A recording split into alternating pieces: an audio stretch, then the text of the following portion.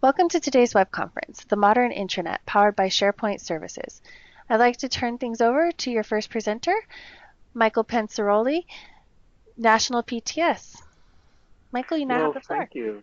Thank you, Stephanie, and good morning, everyone, and welcome to our February call. It's hard to believe it's February already. And our agenda today, moving over to the next slide, is we're just going to have a very brief welcome from the U.S. partner community. And today we're going to be talking about the Modern Intranet powered by SharePoint Services. Very excited to have Mark Kashman with us, and he is a senior product manager who works in SharePoint. And if you've been around SharePoint for any length of time, you know about Mark Kashman. He's extremely knowledgeable. He's also a wonderful human being, and he's also very active on Twitter. And so really looking forward to his presentation today, and hope to get your questions answered as well. So just go ahead and type in your questions in the window, and I will do my best to answer questions. And if you don't see it answered, just hold tight, and we'll get to some of those once Mark has finished going through his content.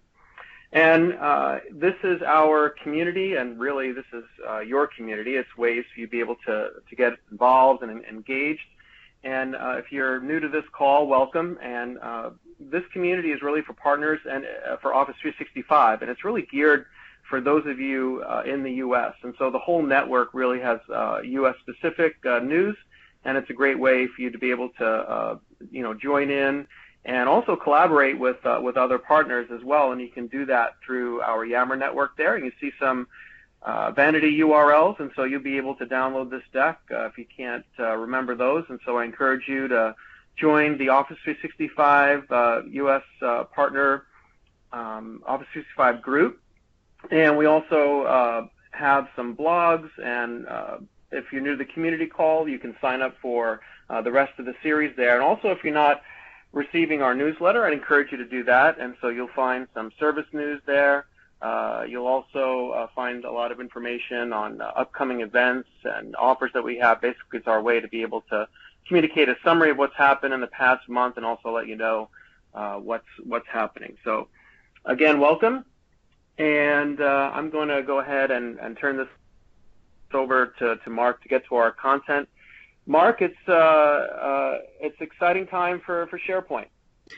Yeah, thank you, Michael, and thank you, Stephanie, for kicking things off. It certainly is, an important time for SharePoint. I hope that a lot of people have found a lot of value in supporting customers, supporting your own business potentially with SharePoint, and over the years, seeing how we're moving a lot of parts and pieces together to make it a more unified experience over the versions of SharePoint, and certainly the work that we've done with SharePoint Online, and now bringing those together with hybrid. There's a lot of opportunity, there's a lot of new capabilities, there's a lot of existing capabilities, and sometimes at the end of the day, there's also just a lot of choice in how customers can deploy and leverage SharePoint, whether that's moving to the cloud, leveraging the cloud, or remaining on premises. A lot of what I'll share today is a mixture of both. Certainly as we think of the intranet, and we think of what people are doing there, building sites, building portals, communicating information, news and events, or just navigating around the information to be able to search and find content and people.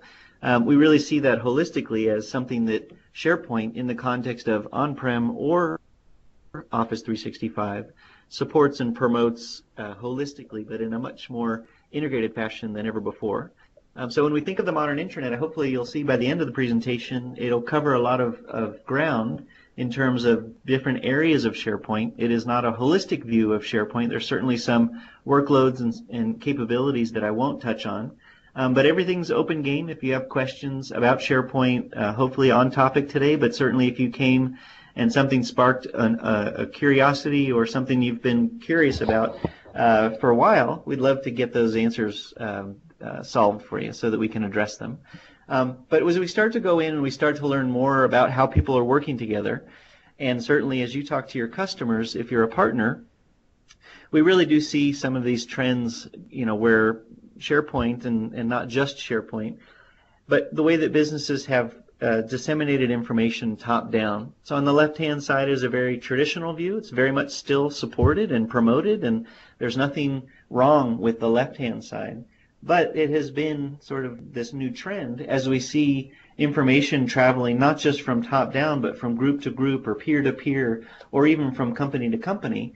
Their requirements change a little bit, and how people share information, how they find information, and even just to know the side of discovery, which is an area that we're investing a lot in, that you may go search and find what you're looking for, but we hope that there's a lot of magic that will come out of some of the work that we're doing that does bubble into the intranet, and I'll highlight it when we get to demoing, around how information can then be discovered magically by an individual based on who they are, who they've been working with, the content and information that they've been interacting with, and that this creates this aspect of a responsive network so that, you know, if something is happening, it bubbles through the right groups at the right time, not always something that's blasted to the whole company, but basically focusing on what's relevant to you, how to make the experience more personalized, and hopefully at the end of the day, make you more productive and be able to do your work faster and with the right people at the right time. So with that in context, I mentioned that SharePoint, certainly our focus is both on-premises and online. And if you think of the hybrid of what we're building, we've built a lot of baked-in capabilities to connect these two environments. Some of it might just be to move a workload or two up into the cloud. Some of it might be to take advantage of some of the new experiences we're shipping to the cloud first, or it may be purely to extend and bring down the power of the cloud computing or additional capabilities to on-premises. And we also realize you may be pure cloud or your customer may be pure on-prem. And our go-forward plan is to have a great upgrade experience, new capabilities coming to on-premises, and to continue that promise of what we will ship and deliver to our on-premises customers. But baked into that is this inherent connection to the cloud so that we can help bring the cloud down. And if you look at this graphic, one way to think about it is this is a potential holistic deployment where customers that have been on premises for a number of years, maybe potentially a number of versions, even a mixture of different versions, and of course technology beyond SharePoint.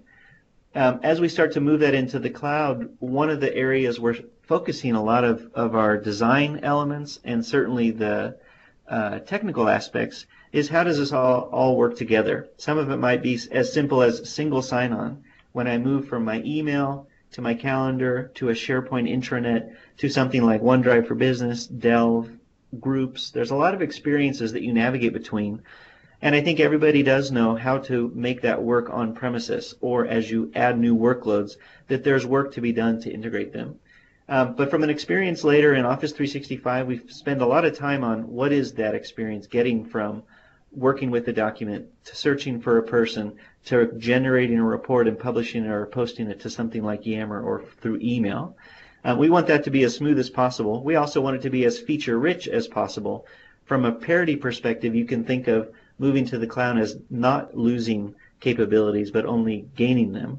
And certainly still, if you have reasons for privacy or you have reasons from a budget perspective for keeping things on-prem, but you want to move to the cloud, we support all the life cycle of how you might be adopting the cloud or may not be.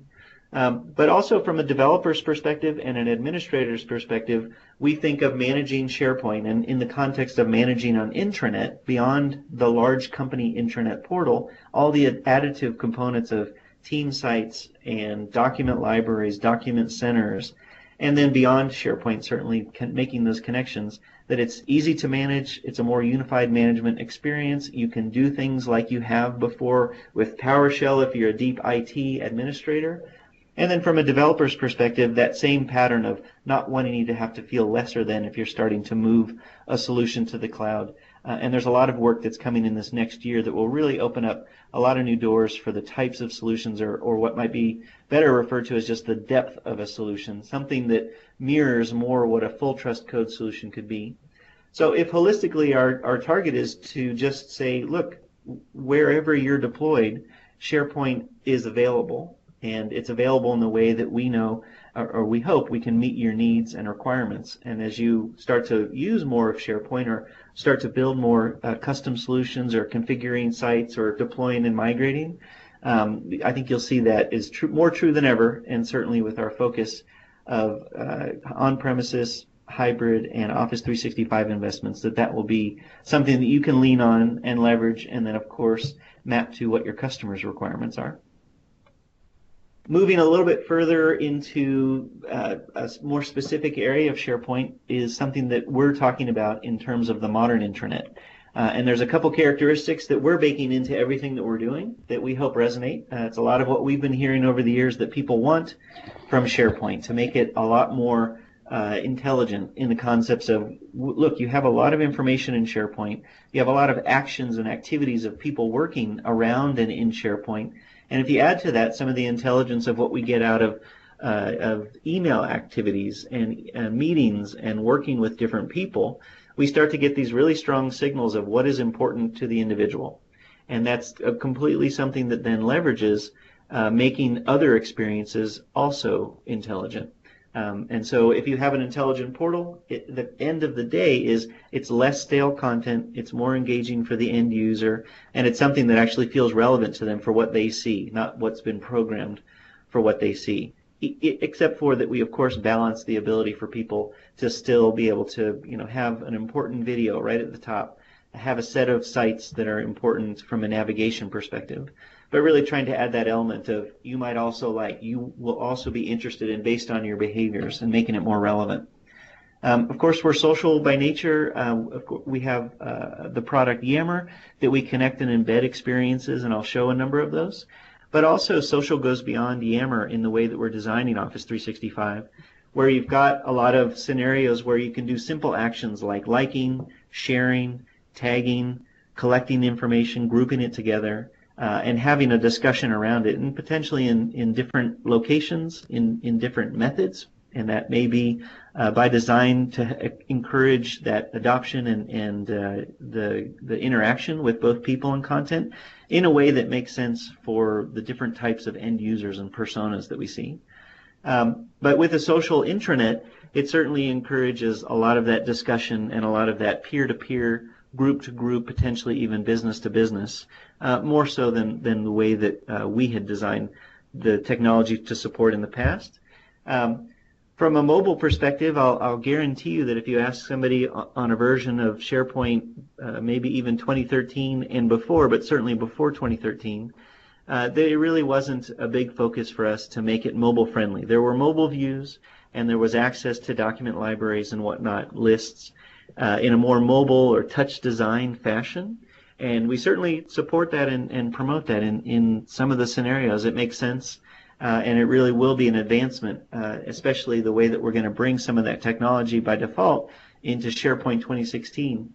But going forward, if you've been seen, or I will show you a few things around building native apps. So we have a native app for Office 365 Video that gives you direct access in an app that you get from an app store, and it truly is designed for mobile access to videos stored in Office 365. With the ability to view, with the ability to then take that information and share it. And it is really a focus for us to make it more mobile accessible. Beyond apps, every new experience that we've been designing, Delve, Office 365 Video, groups, the work that we've been doing with OneDrive for Business, everything from a user experience layer has been geared towards being responsive designed and making it so it's accessible across browsers, across OSs, and different device sizes.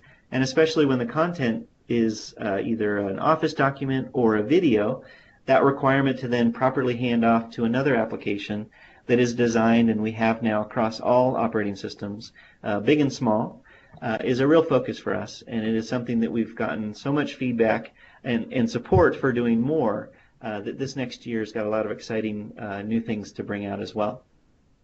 And then finally, we've got this concept of ready to go, and I'll really just show a number of things that are just ready to go. This is obviously we support custom intranets, and that's what I will show towards the end. But we also are now, through Office 365 first, shipping ready-to-go solutions, very similar in pattern to what people have been building on SharePoint over the last 10 years.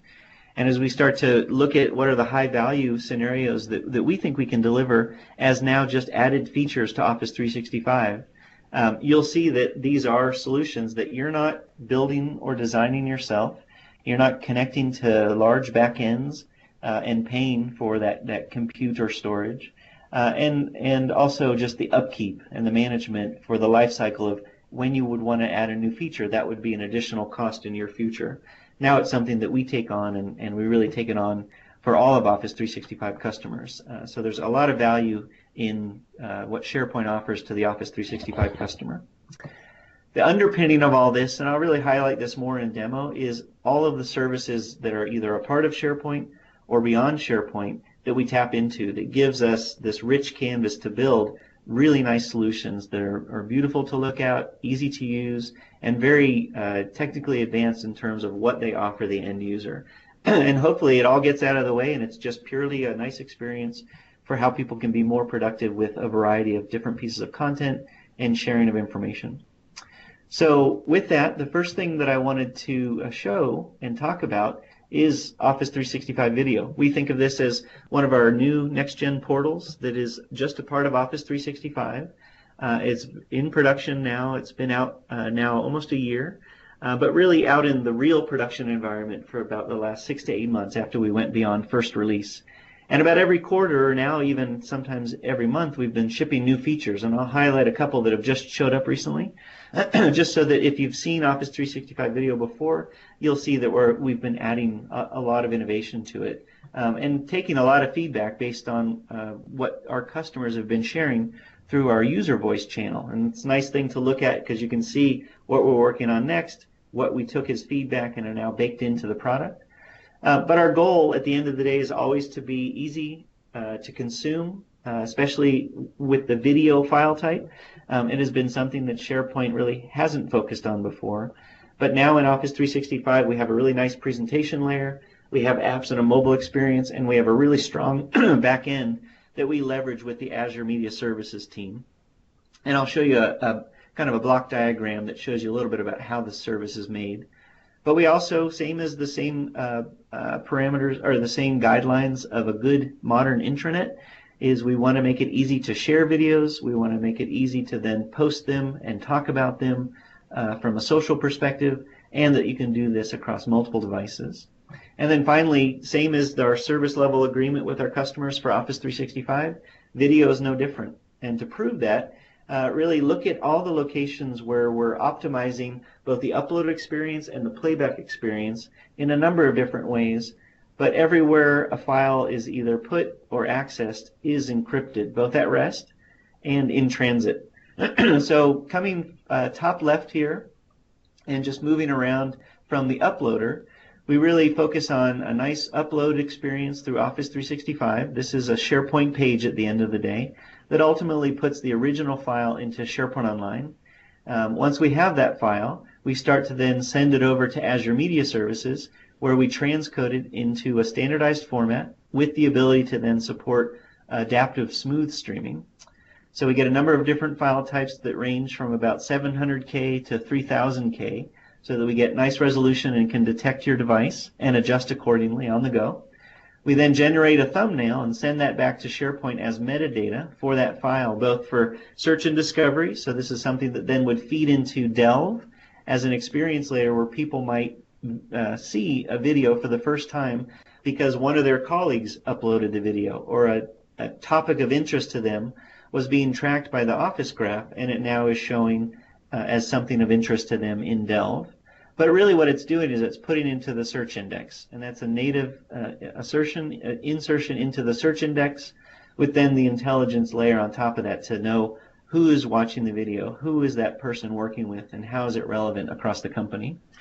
And then finally we have a real easy connection to send via Yammer, so you can post to a Yammer group. You can also send via email, and ultimately to the end user to be able to then consume it. When they're consuming it, they're actually playing it from Azure Media Services, not from the version that's in SharePoint, so that is a service that's been designed for playback at the largest scale. And this particular service, Azure Media Services, is actually the same backend that powered the Olympics in 2012. It powered it again in 2014, and we got the same bid, so that we're going to repeat and support that in the coming Olympics. But also big sites like NBC.com, Xbox leverages it for some of its larger events.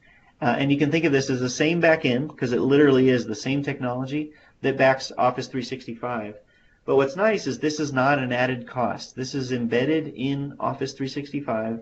It's not a cost that we then charge them for compute or charge them for storage. But it is something that's baked in, automatically is connected, managed by Microsoft. And certainly a lot of where our enhancements come from are the services that we build on top of Azure Media Services by the SharePoint team. So if that's a good look at architecturally, I'll switch over and show you a little bit about what it looks like and some of the talking points, obviously, around what the solution supports and some of the benefits. So let me switch over to my desktop. And Michael, if you don't mind, just give me a little feedback of when you can see my desktop. Then I'll know that hopefully everybody else is being able to see it. It's loading now.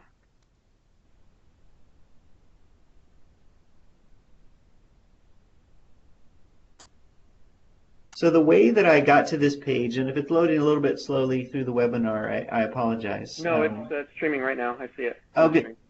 So the first thing I wanted to show you is just amongst all the services that come with Office 365 in full, if you look at the app launcher today, you'll see that we've got a number of different services that you can navigate to, and you can even write a custom tile here and take you to your custom intranet. But here, what you're seeing in the background is as if I had clicked the video tile, and this is something that certainly in a demo environment, it's got a lot of videos and channels that have been set up, but by default, on day one, you have the flexibility to create as many channels as you want, to enable people to upload videos. You can change the permissions per channel, and I'll show you a little bit of that so you'll get the context of it. But really here, it's a nice feature of Office 365. It's something that you can turn off. It's on by default. So if you choose not to use it initially, a customer can turn it off. When they turn it back on, it starts just as easy as you would think with a ready-to-go solution, where once you start populating videos, creating channels, it really starts to then build out the user interface that you see here, where you can spotlight videos at the top. This is the home page that's probably managed by the internal marketing group or maybe the HR department. And then we start to populate with videos once people start to view them with an automatic channel that tracks trending. So these are views over 14 days, adjusted every 24 hours, and it's something that we want to tune to be more personable.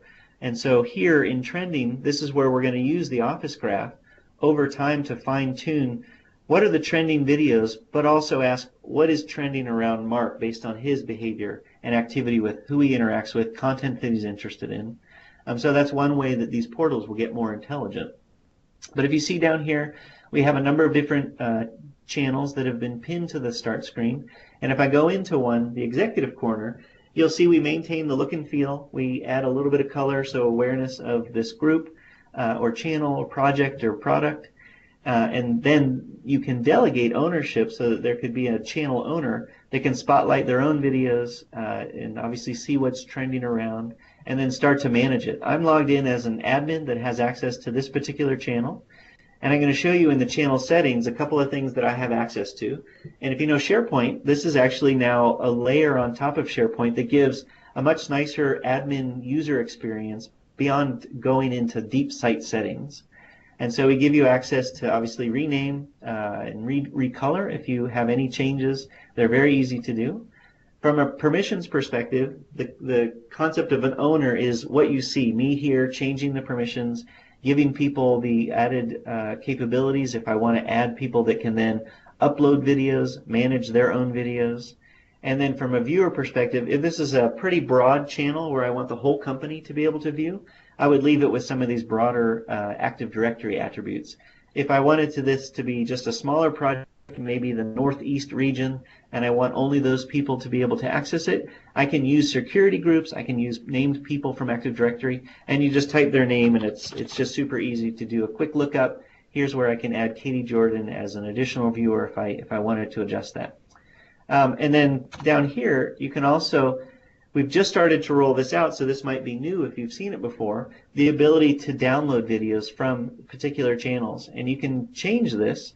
Initially, by default, it's just only for owners, but you can add it with the different permissions of these different groups to include owners and editors can download, or if you want everybody to be able to download from this channel, you can change that. And I'll show you how that shows up per video.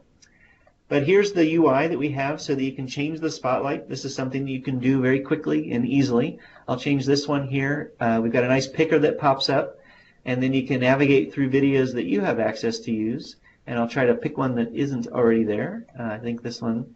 And then that's going to change this video. It'll change the home page once I click save.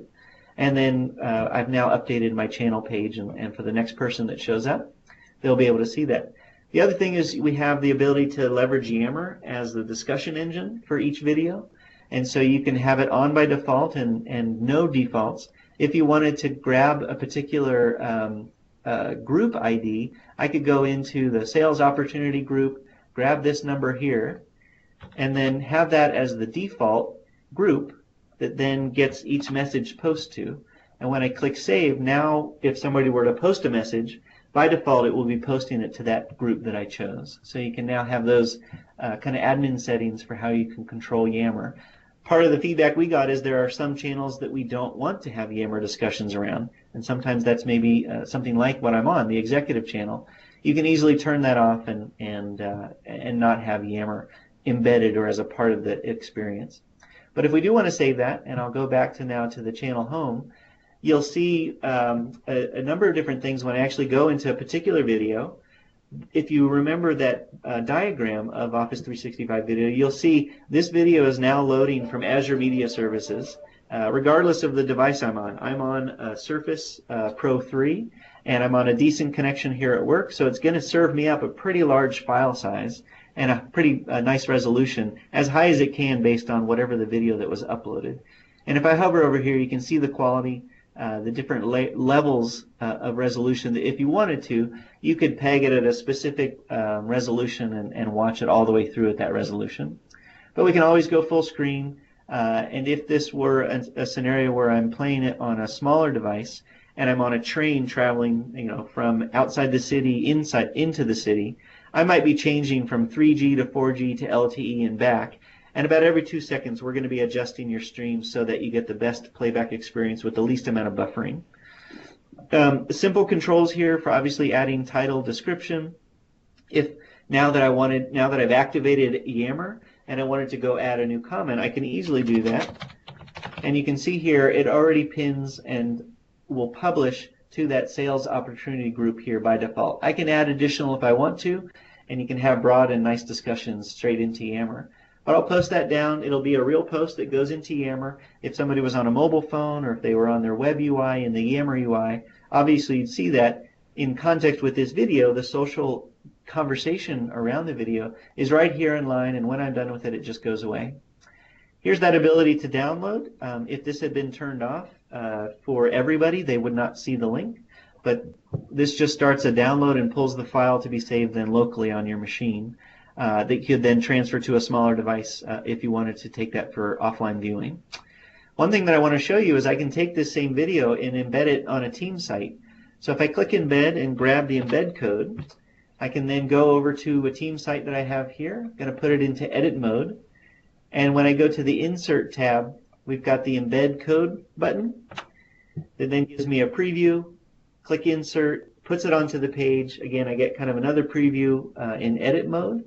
And when I save that down, it's going to then make this video from the video portal playable right here in the team site. This team site could be running on premises. It could be in Office 365. And we give you the right controls, and of course with the right configuration with your Active Directory, you can have a really nice experience for playing this video now inline in a team site with other components, whether they're web parts, subsites, embedding of Office documents, leveraging the power of the team site. More of which I'll show when I get to that section. But lastly, in video, certainly is another area where we're supporting the use of the Office graph. And it's just another example here that you might also like. It really is pulling from the Office graph and looking at who are they working with, what content are they interested in, and how can I promote the most important content to them based on all of these parameters. And so this web part right here, this section of the page, is also driven by the Office graph that gives us that intelligent portal.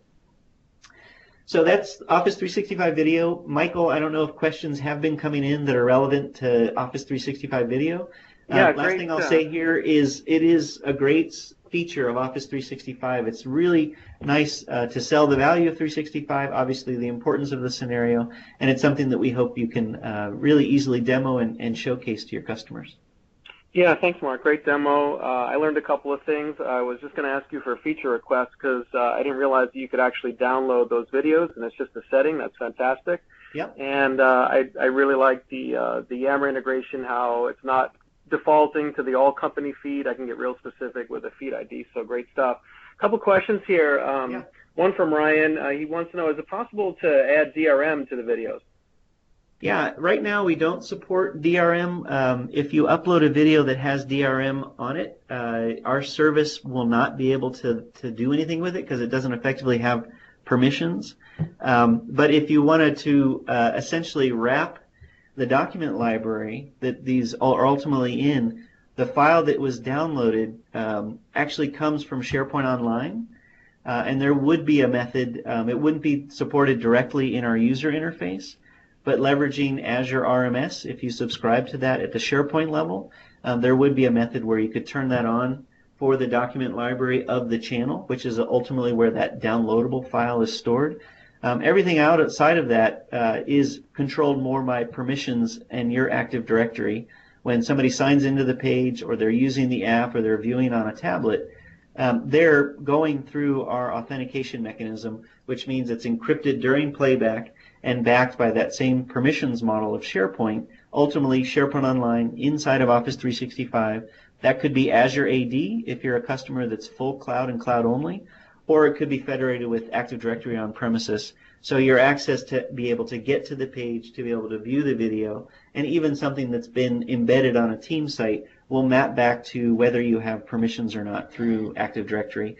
And right now we only support intranet scenarios, so it really does pivot off of Active Directory. We are looking into enabling external sharing at the file or video level and also at the channel level, similar to how we do documents and sites today.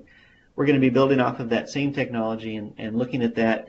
That doesn't change our permissions model. It doesn't make anything less secure. But if you've shared externally, that's pivoting off of the Microsoft account, which is in addition to Active Directory. But it still flows through ownership of the person who uploaded the video and certainly the person who manages the video portal, but ultimately under the guise of it is owned by the company that then either does or does not enable sharing. Great, and you just happened to knock down another question that was out there around external sharing, so good job on that. Yeah. And another question is, one person is asking that they can only see the permissions in the spotlight, and they're wondering how they get Yammer to actually appear. Yeah, so might be depending on what your tenant is, and I'm just navigating to move forward a little bit here so you can start to look at what it looks like on our app. But if you have Yammer, we just announced a couple days ago that Yammer will be on by default in Office 365, and this is regardless of Office 365 video use or not.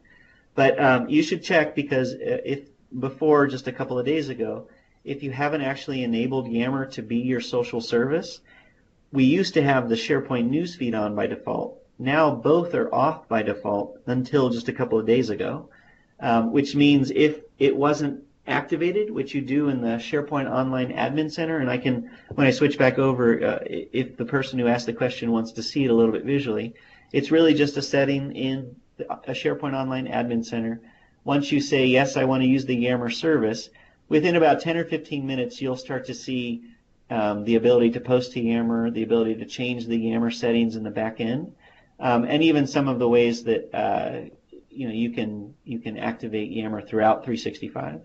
So my bet is that you just haven't hit that radio button, which will activate Yammer. Even though you can navigate to yammer.com and sign in, you still have to activate it for the service, which means then Office 365 can then consume the Yammer service within the service itself of its own.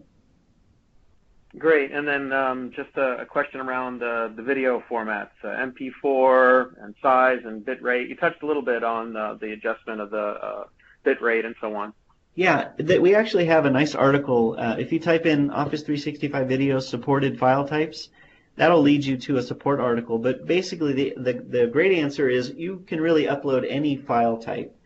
So if it's an AVI, an MP4, video file of what you get off of your iPhone when you go and upload through the app that you're seeing here, we really are most concerned about enabling end user to just upload video and not have them have to have it in a certain file type.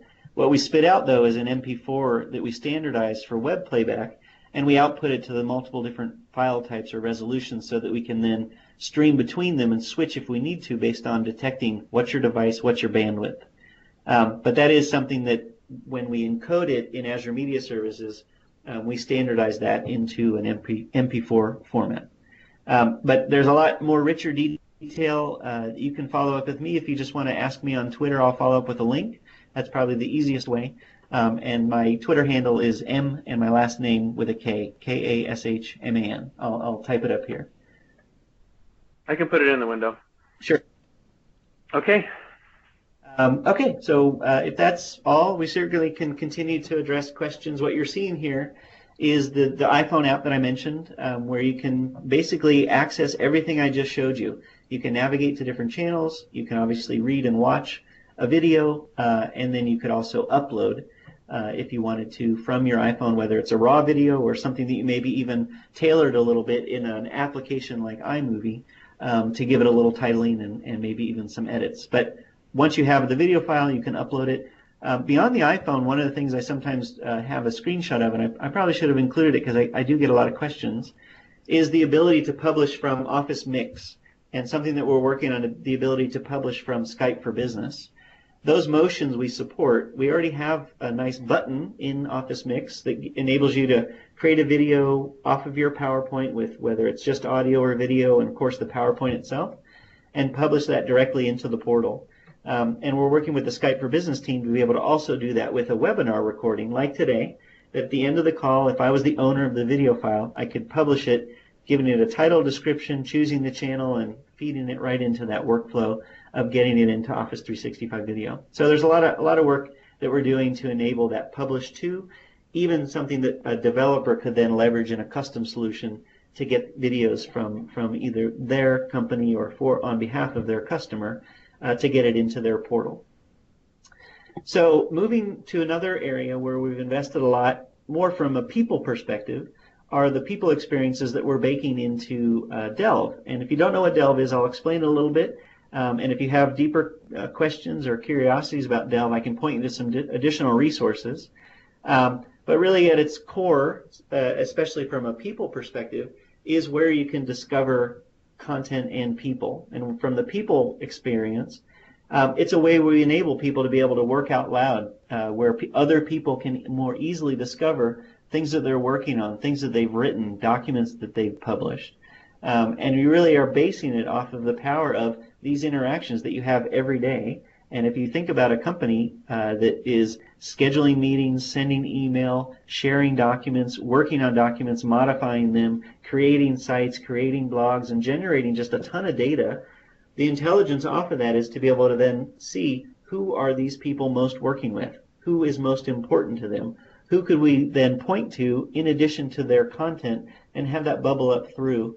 And with some of the tools specific to people, how can we then enable them to create content and also get some credit from a recognition perspective. And we see this especially when we talk to HR and we hear a lot of the feedback on how people have built people portals in the past, that this is something that people want to have that really does feed off of their real systems or feeds to their real systems and benefits kind of that reward system and people processes for how you find and discover and work with people. So if that just gives a little teaser to what Delve is, I'll switch back and give you a sense of a little bit about what Delve is, but more of a sense of what the people experiences inside of Delve are. So I'll kind of take the same pause that I got from Michael about how long it came up. But basically what you're going to see here is I'm on the profile page that's baked in inside of Delve now. If you're familiar with SharePoint from the past, this is also what has been called the My Profile of the My Site. But as we start to piece it apart and really start to abstract the user interface layer, especially around the profile, it is now populated from aspects of Active Directory. It's populated with some of the things that we get from what people also then add about themselves, projects they're working on, the skill set that they have. But then it also starts to populate with other things around their activities and who they work for. But as we start to really dive into the people experiences, one of the things that we want to enable, and this is really just a first step of leveraging this technology in a blogging scenario, is to give people the ability to create new pages to be able to then share new content. And so if I go into the blog, this is now powered by our new authoring canvas, and it's going to go in and I'm going to create a new post, and I'll show you basically how we get these new responsive pages that make it really easy to share information, and that can be multimedia. So I'm going to grab an image that I took last night and I put on my device just on my desktop. It's going to bring it into SharePoint and automatically associate it to this post without me having to go 6 clicks to upload the video, grab the video URL, put it into a weird text box, and then hope it renders right. But I'm going to bring this in. It's a panoramic shot, so I've actually not brought in a panoramic just yet into this tool. But as you can see, this is just something that I wanted to write about an event. This is an event that we call Tech Ready, and this is internal training at Microsoft. And as you can see here, if I mistype, I can right-click. I can adjust that text in line. If I want to ignore it, I can do the same thing. I can add it to my dictionary so it won't ask me again. And now I can also start to layer in aspects from around Office 365. I could add an image. I can add a video from the video portal. I can even add a document. So I'm going to do this real quick and pull a video from the video portal. So if I went back here in the same video that we embedded, currently we have this as a pop-up where you have to plug in the URL. But if you think about the pop-up that we had where you had the video picker, the team is actually working on making this a cleaner, nicer experience to be able to then select a video, the same as if you were to spotlight a video. But for right now, our quickest time to market was just to grab the URL. We grab the embed code and do that work for you automatically. And now we have an embedded video right in line with this post that we're creating. The other thing I want to grab in here is just to add a document. And I'll try to grab something that's got a couple of pages so that you can see that even once we've got this as an experience, sorry, that's not the one that I wanted. I'm going to grab something that's got a few more pages. And if I wanted to, for the end user, you can see it's page 104. I can actually go in and adjust this so that it's actually going to start on page 2 for the end user who comes and views this, because the important thing is a couple of pages in this document. And then, of course, we support the ability to add text, to create a header, to start something new. And then as you start to add more text, you can bold it, italicize it, you can make it a block quote. There's a bunch of things you can do. One of the things that, if you'll notice, as I start to go, I'll type one more thing and then move on, is this is automatically being saved. So if you ask yourself, or you're talking with your customer, and you say, here's a new way to create new pages in SharePoint. This blogging tool called the Authoring Canvas will be coming to Team Sites and will be prolifically put throughout SharePoint as the new method for creating pages, and we're going to invest a lot in terms of the types of pages you can create, the types of materials you can add to a page very quickly, and the experience overall. But this is automatically being saved for me. So if you look in the upper left-hand side, doesn't matter what I type here next, but just look how the post after I start typing a little bit is actually going to be automatically saved. And it first goes into telling me that the draft is not saved. But pretty quickly, after I'm done, or I start to do something else, it's going to automatically save that post for me and be ready for me if I'm ready to either do an active save, which more is just a reminder if I'm not yet fluent on confidence on this is automatically being saved for me, I can automatically save it or manually save it. But when I click Publish, what this is going to do is now feed this as a new page in SharePoint that's going to be put into the search index and now discoverable through Delve for people that are closely related to me based on what the Office Graph tells the system. And so now these blog posts, or what will be in the future pages that people create, those will now bubble up and be easy to share, easy to view, and of course discoverable through these different intelligence locations or engines, one of the big ones, which is Delve. So if I were to resize this, remember this is a big panoramic image. We focus on making it so it's the best experience possible, so that if what you're seeing here, let's say this is roughly the size of a 5 or 6 inch phone, we change the icons in a responsive way. Obviously the image at the top, we focus on making it so it's not too big or too squished. The video is still playable at any size right there in line. This could be a mobile browser on an iPhone, an Android tablet, a Windows phone, a Windows tablet, and even down to where we've got the document, resize it. You can always click to go full screen to access the document in full. And it's a really nice, easy way to create new pages in SharePoint here in the scenario of a blogging tool for individuals. Now, this is now published. If I go back to my profile and I show you one other thing, if you were to be working on somebody else's profile and you wanted to give them praise, we have a new method that does it inline, again, in a responsive way. You could do exactly everything that I'm showing here on a smaller device, on a touch-only device. But I'm going to go into Robin's profile, and here's where I could discover content that she's working on, people that she's working with. Ultimately, I could go to her profile and learn what more does she work on, who does she work for. But if you look down here on the bottom, let me pull it out here, maybe Bonnie. And actually this might be one thing that I need to quickly switch over, and I'll give some real praise to my colleague Bill Bear, because I'm noticing we're not at full release of this feature. I've now created a new tenant that doesn't yet have the praise feature. So give me a second here. I'm going to go to my own work profile and just navigate to one of my colleagues, Bill Bear, where I'll go and give a little praise to Chris McNulty, and really just wanted to show you very quickly on his profile the way that I would give him praise. And as you see here, it pops out, and I'll just say, nice job at TechReady talking about Power Apps. And he's got a talk today to discuss that. And I'll give him a badge that says great job. And I will not send this right now because he actually hasn't given the talk. But if you can see the praise in the background that he's received from his colleague Aaron, what this does when you click send is it'll actually then send Chris an email with his manager attached to it, and it'll basically have the message that was written, and he will get recognition for a job well done, or helping with a project, or just being consistent and being a helping hand on the team.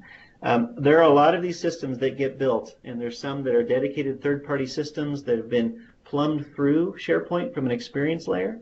This is a native one that ships with Office 365, and we think helps support people being able to work with other people, being able to share their information through the authoring canvas, and also to be able to recognize each other. There's a lot more to Delve, but by nature of time, I'm going to switch to now talk about team sites and custom portals. And as I do that, Michael, if there's a question or two about what I've shown in Delve, or maybe even what I didn't show in Delve, I can take those as I switch over to kind of move to the next section. Sure, yeah, there are a number of questions. So one of them is, this isn't a question about the profile itself being customized, but actually the Delve profile page. Yeah. If I wanted to maybe put the user's Yammer feed on that profile page, would there be opportunities to customize that page? Yeah, so the team right now is working out in the new methods that we enable extensibility, some of which is just a pattern that we've had with the cloud app model. Some of it is work that we're doing to enable richer capabilities and some easier methods of development. But the quick answer to the question today is it is not yet extensible, but it is something that we have on our roadmap. It doesn't officially show yet on the public roadmap from a timing perspective, but it should be coming soon. It is an area of investment where they're really focusing on the profile of the Delve profile all up and some of the first-party apps that we will ship there. But really, we do want to support the extensibility of that profile page. And it is one area that if somebody had already built extensibility into the My Site page before we turned on the new Delve profile, that there was some work to be done so that we can unblock customizations that people have already built. It wasn't a huge number, but for those customers, we weren't able to yet turn on the Delve profile for them. But the work that we're doing will enable them to have custom components like they had before. They have them already today, they just don't have the new experience. But then to be able to flip onto the new experience with those customizations, and at that point in time, everybody, if you wanted to extend that profile, would be able to do so, and we'll have guidance on best methods, of which is the way that we designed that praise mechanism, so that if you wanted to bring in a component like praise or just fill the space similar to the way that praise does, it would be extensible in that way, and certainly the way that we did it is not any hidden secret sauce. It is something that we want to enable our customers to be able to do. And of course, partners, if that is an area that you invest in, doing the development work or building an ISV solution that adds an add-in or a control, that we would certainly want to support that. Great, and this is an interesting question. So when you showed the authoring canvas as part of the blog, the question is, will this be added to sites or groups in the future? Yeah, we don't have, I don't have the exact timing, but it is our intent to enable page creation throughout Office 365. And there's a number of areas that make sense for us to invest in. Certainly at the team level, there's aspects certainly of the team that we've sent signals that the aspects of a team site will be coming to groups, and that could be an existing team site or a default team site when we get to that point. But really bringing in the value, which is really what we're talking about next, the value of a team site and what does that mean in the context of groups. So certainly as we enable page authoring beyond what you saw today, which has been our intent, and we've talked about that for a while now, the way that we're designing the authoring canvas is to really be a control in any zone, and I don't want to talk too bland about it, but really anywhere there could be the benefit of creating a new page in a modern way to associate to a group, to associate to a team site, to create multiple pages and have those linked together, and then even further down the road, something that is a little bit more structured in the realm of knowledge management. That page authoring tool will become an important component of that as well. Great. Well, there's lots of other questions, but I know you have some content to finish up, and Mark did say he may be able to stay for a couple of minutes after we stop the recording, so I'll let you go ahead and move on, and we can come back to some questions. Yeah, this next section, really about 5 or 10 minutes, I'll try not to go over, but it really is bread and butter of SharePoint on premises for a long time, and also SharePoint Online for a long time. There have been a lot of advancements that we've made in SharePoint Online, and that now is going to accrue into SharePoint 2016. Some of that is UI, some of that is performance, some of that is just site creation and how long it takes.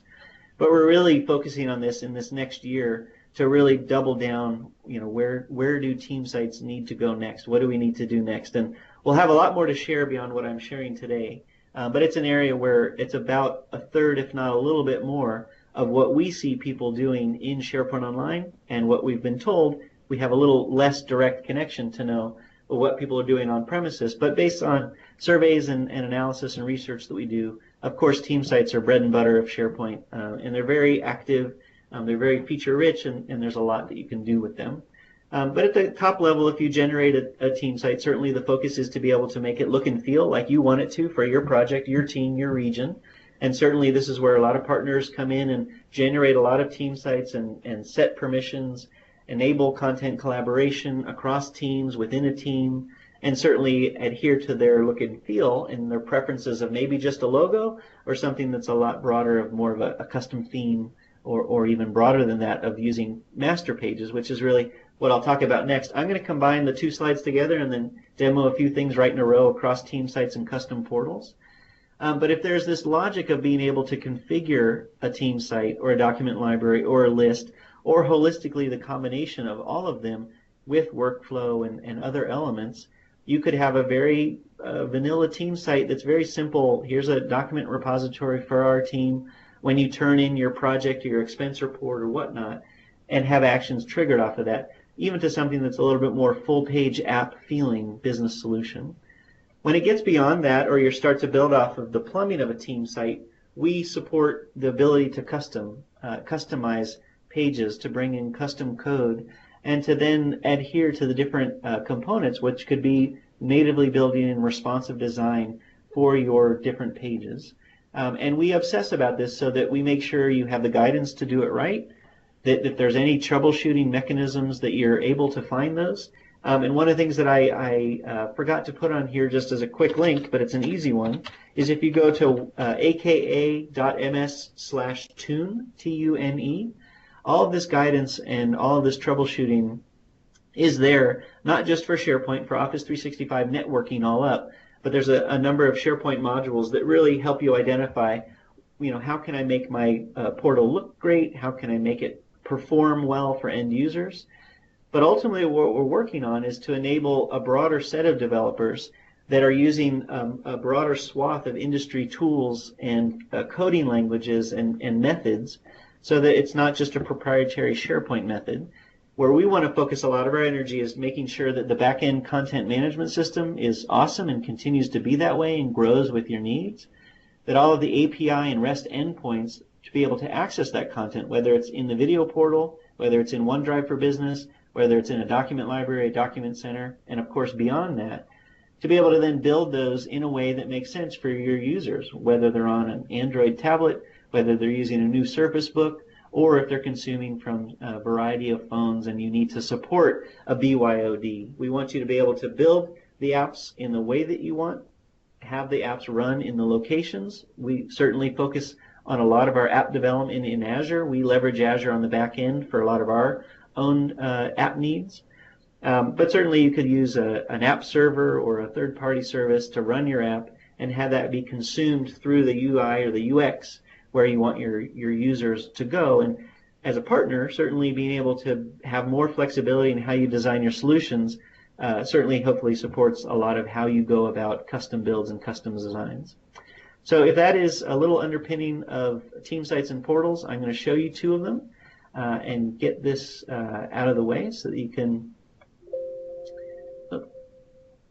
can see what we're talking about here. So moving on from Delve and getting this a little bit out of the way so I can see my tabs again. There we go. Here is a team site, and really this is still in the realm of a vanilla team site. I've embedded a video here already. I've got a set of top rated documents, so this is a pivot on a document library to show me, now that I've turned on the rating control, what are the top documents in this area, the top sales and marketing documents that this team has access to. I can see who has access to this site, and I can navigate to them, and if they were online I could see them, what their presence was, and be able to connect to them. And I also got a KPI list here that is pulling information from a back-end source and giving me a visual component of how the project is doing. I've got a number of subsites, lists, document libraries that I've created, and I can access those and manage views and access documents and work on them. Even if I wanted to go into a document library and sync it locally, I could certainly do that from here if I have permissions to. But the one thing about this team site that sort of leads into looking at the custom portal is there is a custom navigation element that we've built here. So at the top is that level of what I showed you already, is the Office 365 bar to be able to navigate to the individual services. But then the control then to have specific branding and navigation elements that feel a little bit more custom and more about your intranet, not just the Office 365 services. So if I navigate to the custom portal, which I've got loaded here on the back end, this is the full leveraging of the publishing infrastructure. These are master pages running in SharePoint Online, and we just recently got attributed in the Nielsen Norman Group 2016 Intranet Design Awards, where 9 out of the 10 winners had actually built their intranet on SharePoint. And there's a really nice report. I can follow up with the public link if you wanted to view the top level winners and what they're saying, not just about SharePoint, but about how they design their intranets. And then if you go into the deeper report, they go into a lot of how they built it, why they chose the various technologies and different services. And it's a really nice report, especially when you look at something that's a lot at the level of a company intranet, and something like what you're seeing here, where we've got custom navigation, custom controls. This is pulling information off of a SharePoint list, but rendered through a JavaScript component, pulling in presence information about different employees and bubbling up the recognition of different employees. Here, unfortunately, my thumbnails aren't coming through today, but this is actually pulling from the Office 365 video portal. It's a custom JavaScript web part that I can scroll between, or if I was on an iPad, I could switch around with my finger. But it's pulling in basically a query that says, show me all the trending videos, that then use the Office graph to then what's trending around me. Of these 20 videos that are returned from that query, which ones are most relevant to Mark? And since the system knows that Mark is logged in, as you see up here in the upper right, it'll then order these to tell me the right videos from the relevance perspective. It's a new component for us in terms of our demo, so we're working on being able to write that query against the Microsoft Graph API, but really have that result set come from this content type of video and with the relevancy of video relevant to Mark. Some of those same actions are actually being done here off of a spreadsheet, so this is a workbook on the back end, but bubbled up through here as a web part to show me some nice analytics around my sales metrics. This is showing me my calendar or calendar events that I've shown interest in, and then certainly recent documents that I've been working on. And this is just a custom way that you can bubble up that, pulling in what we now have is a more unified approach to our APIs, all the way through to be able to embed something to make this more of a social intranet by pulling in a Yammer feed. Here is the all company feed, but I could certainly also pull in or post to specific groups that you see here. And as you can see, this is the comment that I posted earlier from the video portal, and it's bubbling here through the all company feed, which shows basically all activity. So you can obviously tailor this to show only specific groups depending on what your portal is requiring. But if you really look at this holistically, we're leveraging a bunch of different services from across 365 in a custom design look and feel that then can be rendered, and this is where you can build in responsive design to your own designs. So if I showed you before sort of the element of what it might look like on a 4-inch device. If I scale it up to something that's a little bit more like a tablet size, you'll see here that Yammer web part actually now becomes a flyout. And that's just the way that we chose to program it for this particular demo environment. All those navigation elements now are a hamburger menu. If you're getting close to lunchtime, you might be hungry for a hamburger, so you can just eat it right here within the browser. But we also maintain still the aspects of Office 365 responding to this change. And one thing I'll show you, if I scale this all the way down back to something that's more of a smaller device, you can see where we stack, and we do this in a smart, responsive way.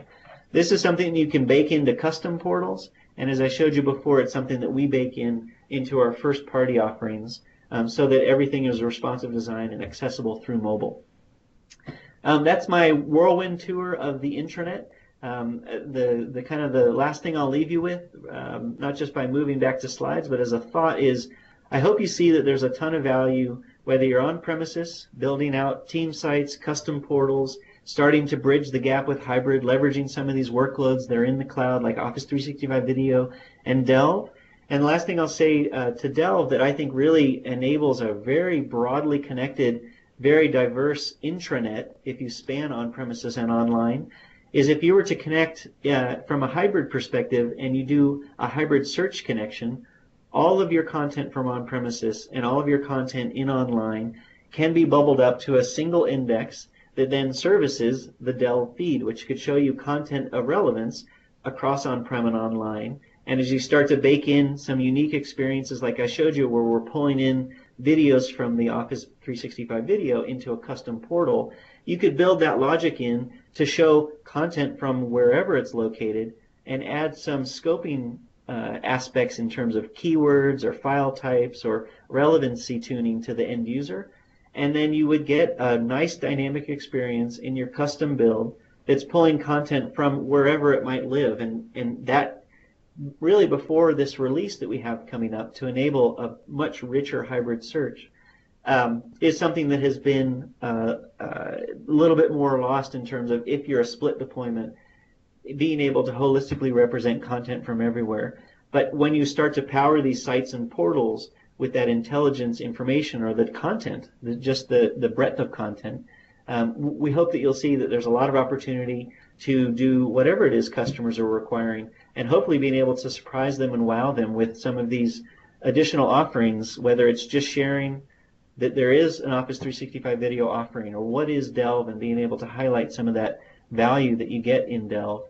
And then, of course, carrying on the value of having sites, if we wanted to move them from on-premises to online, or keep what you need on-premises, start leveraging the cloud, and that Microsoft has done a lot of work to support hybrid, both from the authentication experience all the way through to the integrated experience of content and people interacting with the intranet. And that hopefully you've seen today that that's a really broad goal for us, and it's something that we hope you see us nailing every month, and not something that you need to wait for, but it's something that can be done today, and that we'll certainly listen, take feedback, and improve over time in all of these areas that I've shown you. So, Michael, I'm just going to switch back to the deck. There really is just a couple links that I wanted to share, and then take questions. I know we're over on time, and I want to be cognizant of if you were here today and need to leave or have already left. I appreciate your time. But Michael, I'll turn to you for questions. Thanks, Mark. Yeah, it's great and pretty exciting stuff, particularly with the hybrid scenarios, what it's going to enable for SharePoint and the opportunities it's going to create for our partners. We have a question from Ben, and he says, what is the status of the next generation portals that were shown at Ignite last year? It said it was based on the magazine format of pages, all mobile friendly. Is this something that's still on the roadmap, or has it been scrapped? Yeah, so he's probably asking about codename Infopedia.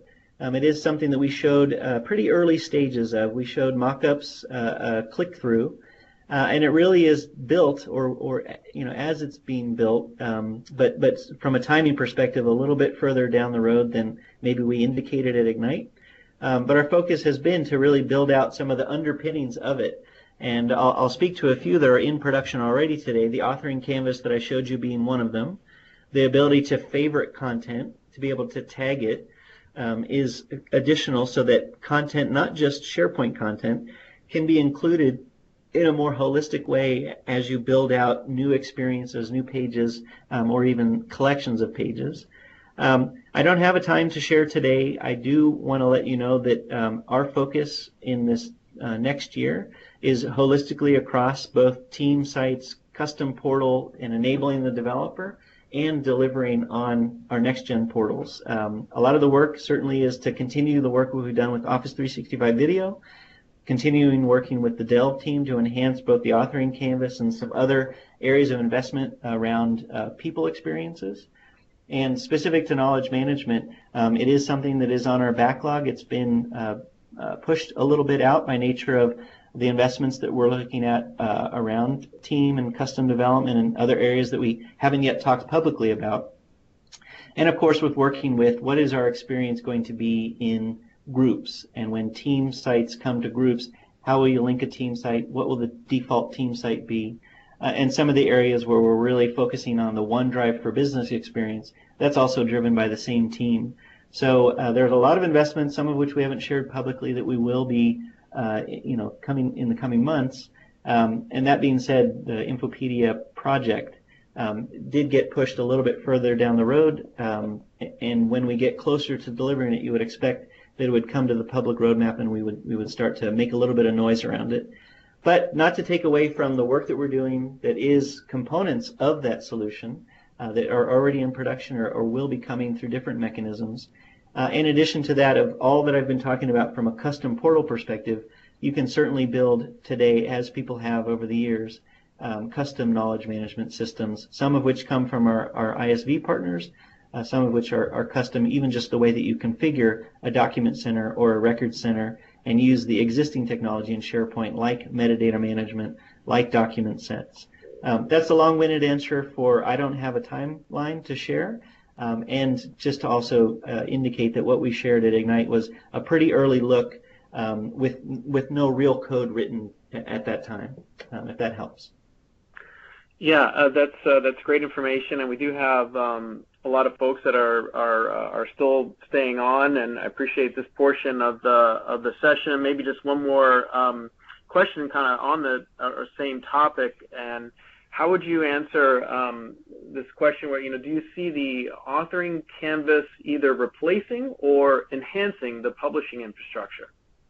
Yeah, we see it as enhancing. You know, it's an area where we're investing. We want to make it super easy and also almost familiar with how people are creating pages in you know, what would be a more modern internet way.